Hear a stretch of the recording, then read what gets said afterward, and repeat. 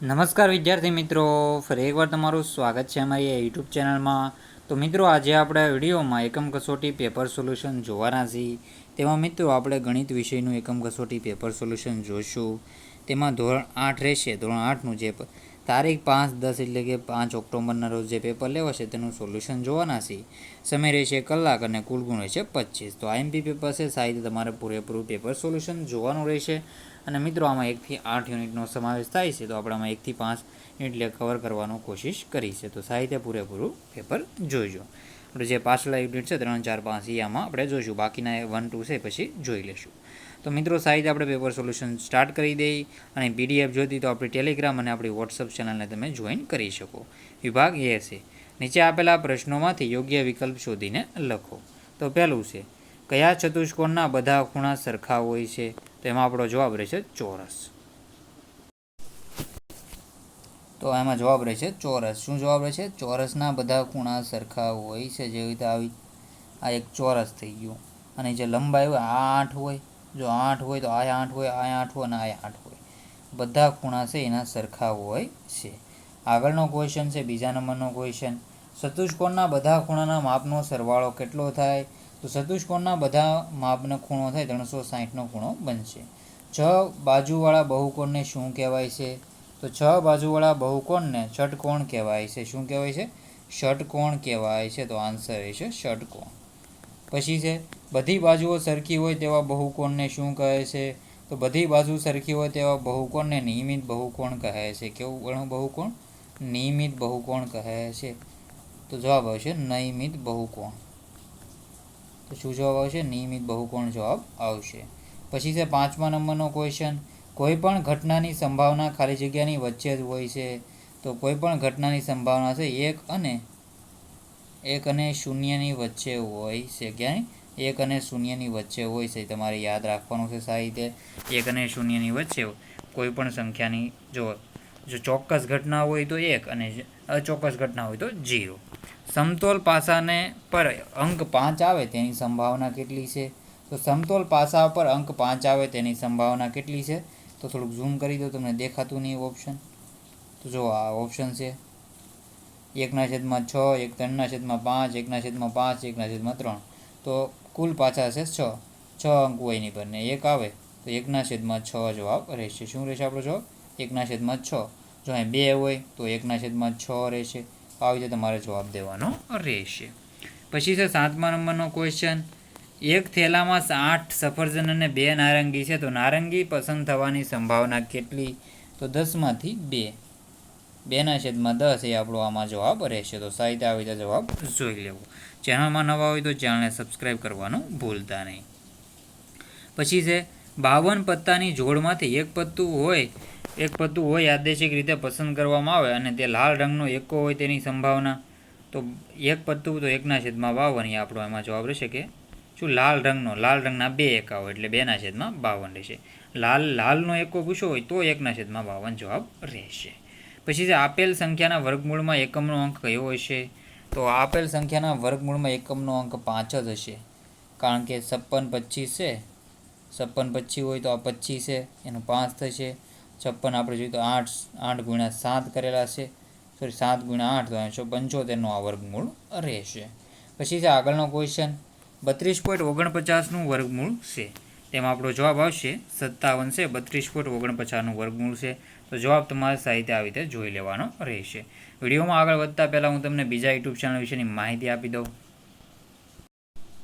જો મિત્રો, આપણી આ બીજી યુટ્યુબ ચેનલ છે, હરીબારીયા યુટ્યુબ ચેનલનું નામ છે. તો આ ચેનલને પણ તમારે સબસ્ક્રાઈબ કરી લેવાની છે અને બેલ આઇકન દબાવી દેજો. આ વ્લોગ્સની ચેનલ છે, તો આપણે ડેઇલી વ્લોગ્સ અપલોડ કરીએ છીએ, મિની વ્લોગ પણ અપલોડ કરીએ છીએ. તો આ ચેનલ પર તમે સબસ્ક્રાઈબ કરી શકો છો. તો મિત્રો, આપણે વિડીયોમાં હવે આગળ વધી જઈને સોલ્યુશન પૂરું કરી નાખીએ. તો મિત્રો, આપણે આગલા ક્વેશ્ચન હવે આપણે જોઈ લઈએ. તો આગલા ક્વેશ્ચનમાં છે શું છે? ખરા ખોટામાં આપણે જોઈ લઈએ. નીચેના વિધાનો સાચા કે ખોટા છે તે જણાવો. તો એમાં તો દરેક લંબચોરસ એ ચોરસ છે. તો દરેક લંબચોરસ છે એ આ વિધાન ખોટું છે. દરેક લંબચોરસ ચોરસ નથી.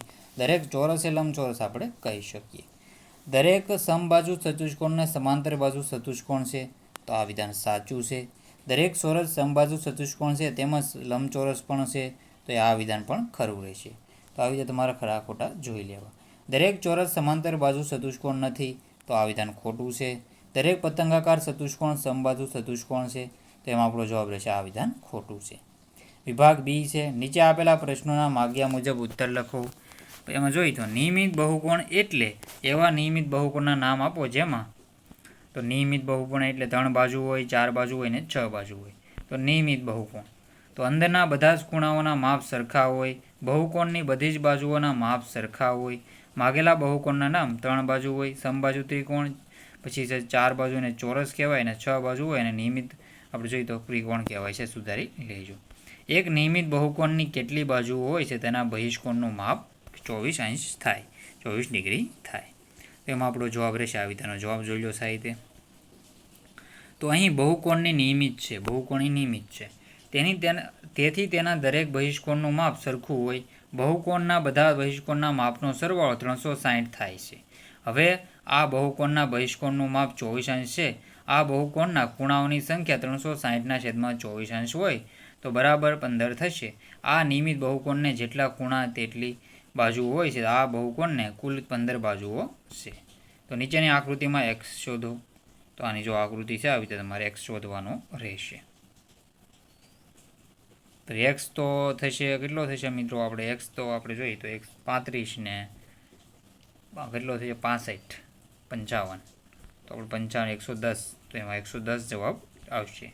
એટલો જવાબ આવશે 110. પછી છે સમાંતર બાજુ ચતુષ્કોણના 2 5 પાસેના ખૂણાના માપનો ગુણોત્તર 3:2 છે. તો ચતુષ્કોણના બધા ખૂણાનો માપ શોધો. તો એનો આ જોઈ લો, આ સાહિત્ય આકૃતિ જોઈને આના જવાબ જોઈ લેવાના રહેશે. તો મિત્રો બધા ક્વેશ્ચનના હવે સ્કોલ કરું છું, તમે સાહિત્યના જવાબ જોઈ લેજો. તો ધીરે ધીરે સ્કોલ કરું છું. તો એવા ચતુષ્કોણના નામ આપો કે જેમાં ચારેય બાજુની લંબાઈ સમાન હોય, ચારેય કાટખૂણા હોય. તો આ સાહિત્ય જોઈ લો. ચોરસ અને લંબચોરસમાં ચારેય કાટખૂણા હોય. પછી આનો પણ જવાબ જોઈ લો સાહિત્ય. વિભાગ સી છે, નીચે આપેલા પ્રશ્નોના માગ્યા મુજબ ઉત્તર લખો. ચોક્કસ વર્ગના વિદ્યાર્થીઓ દ્વારા રજા દરમિયાન નિહાળેલ ટીવીના કલાકોની સંખ્યા આલેખ દ્વારા દર્શાવેલ છે, જેના પરથી તમે નીચેના પ્રશ્નોના જવાબ લખો. તો સાહિત્ય આના જવાબ તમારે જોઈ લેવાના રહેશે. ચેનલમાં ન હોય તો ચેનલને સબસ્ક્રાઈબ કરી દેજો. તો આ પણ સાહિત્યના જવાબ જોઈ લો. પોઝ કરીને સાહિત્ય જવાબ જોઈ લેવાના રહેશે. આના પણ જવાબ સાહિત્ય જોઈ લો. આ વૃત્તાંત આવી તો તૈયાર કરો છો, સાહિત્ય જોઈ લેજો. પછી નીચે આપેલ સંખ્યાનો વર્ગ કરવાથી એકમનો અંક શું મળશે? તો 81નો એકમનો અંક 1 જ મળશે. 272નો એકમનો અંક આપણે જોઈએ તો 4 મળશે. 799નો 1 મળે છે, કેમ કે 9 × 9 કરશો તો 81નો 1 મળે છે. પછી આપેલ સંખ્યાના વર્ગ શોધો. તો 32, તો 32નો વર્ગ કેટલો થશે? 1024. 35નો, તો 35નો થશે 25 ને 3 ચોક 12, 25 થશે. તો આવી રીતે તમારે જવાબ કરી લેવાના રહેશે. ચેનલમાં નવા હોય તો ચેનલને સબસ્ક્રાઈબ કરવાનું ભૂલતા નહીં. હવે અવિભાજ્ય અવયવીકરણની રીતથી આનો કરવાનો છે જવાબ સાહિત્ય જોઈ લો સાહિત્ય. તો આવી રીતે તમે આના જવાબ સાહિત્ય જોઈ લેજો. તો આનો 20 જવાબ આવશે 400નો. તો મિત્રો હવે આપણે આ વિડીયોનો એન્ડ કરીએ છીએ. જય હિન્દ, જય ભારત.